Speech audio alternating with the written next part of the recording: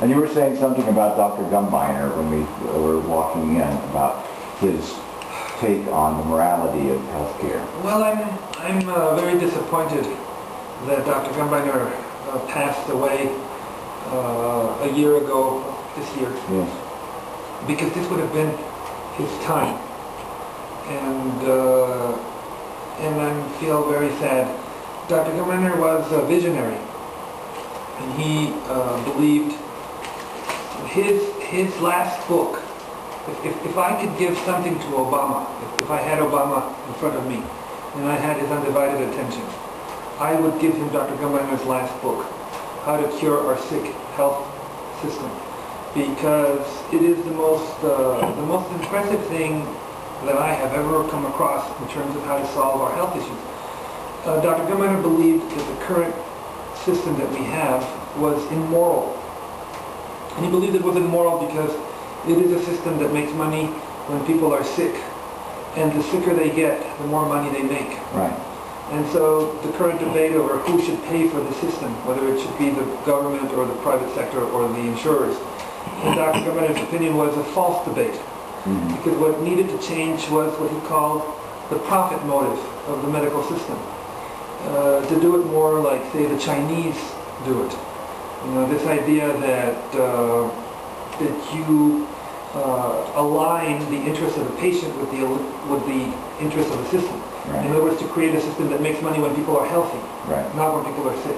Right. And how do you do that? Well, what Dr. Gumbiner believed in is that you created a system that was, number one, that you did not pay doctors per consultation or per procedure, that you gave them a salary like everybody else. Mm-hmm. So there was no incentive. And secondly,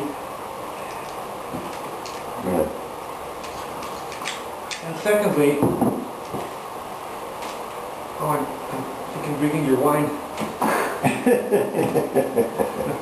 And secondly, not bad, by the way. Yeah. And secondly, that you created you created a system that was all inclusive.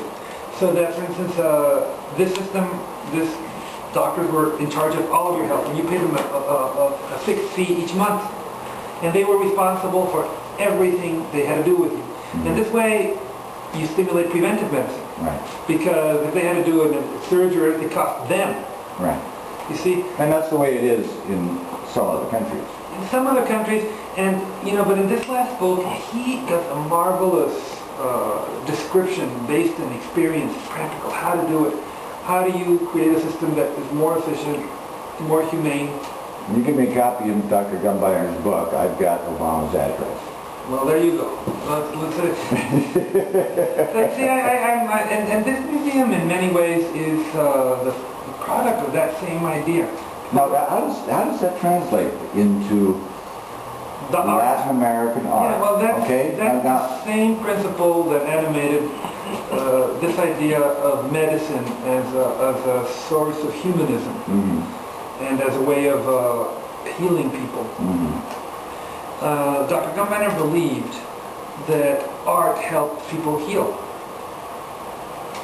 and that, in his clinics, he believed that there should be art there, so that the people looked at something that inspired them. That's right, and he used to put artwork in all of his medical facilities. That's right. And of the art that was available, the one that he found more exciting and more interesting was Latin American art. Right.